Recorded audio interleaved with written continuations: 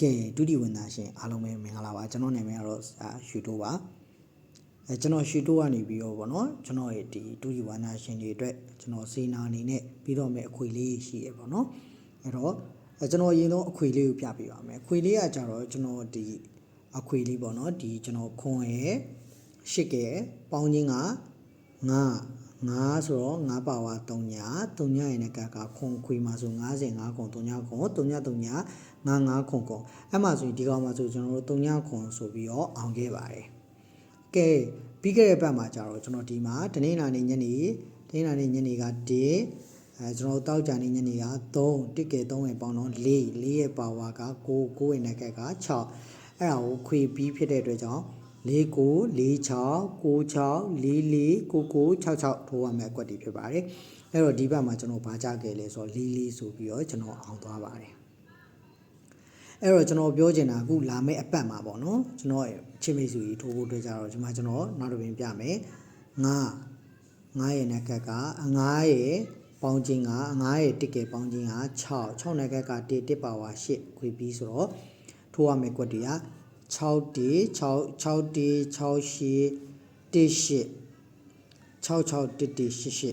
ဒီကောင်3ခွက်ကတော့ရန်ထားပါခင်ဗျာဒီ3ခွက်ကတော့ all လိုက်ပါပေါ့နော်အဲဆိုပြောချင်တယ်အဲ့တော့နောက်တစ်ခုကကျွန်တော်စိန်ဘတ်တီးလေးရွေးချယ်ပေးတော့အောင်မယ်စိန်ဘတ်တီးလေးကျွန်တော်နဲ့အတူတူလိုက်ကြည့်အောင်စိန်ဘတ်တီးကကျွန်တော်ဒီမှာလွယ်လေးပဲပေးလိုက်မယ်ဗျာအဲ့လွယ်လေးတွေကပဲကျွန်တော်ထွက်နေရပါတော့အဲ့တော့ကျွန်တော်ရဲ့ဒီ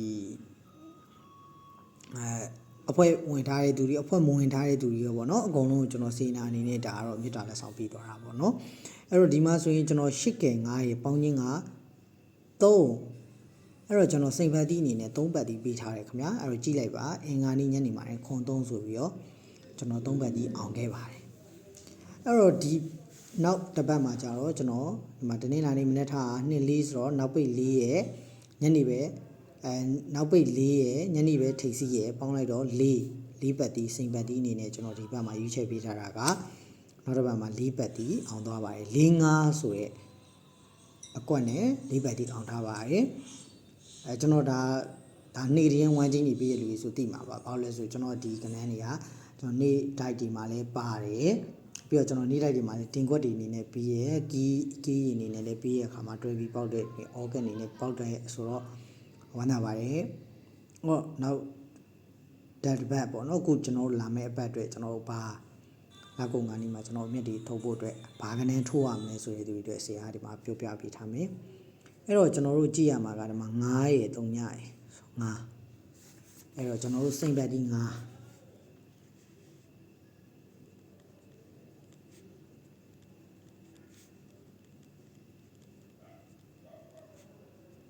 စိန်ဘတ်တီ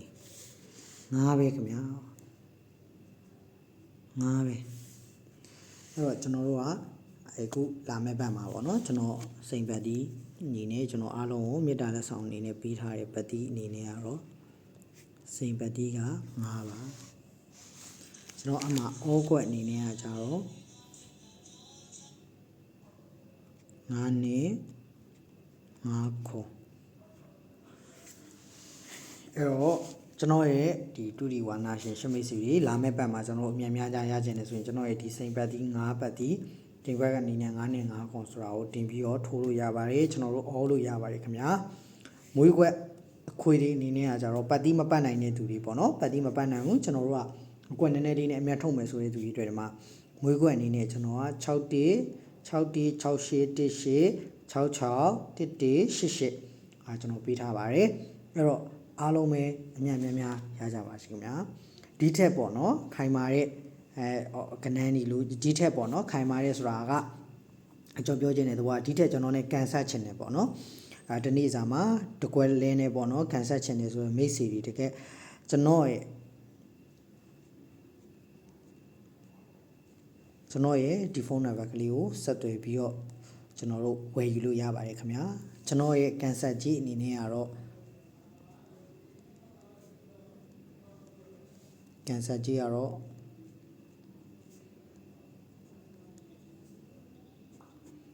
1000ကျပ်ပါခင်ဗျာအားလုံးပဲအောင်မြင်ကြပါစေခင်ဗျာ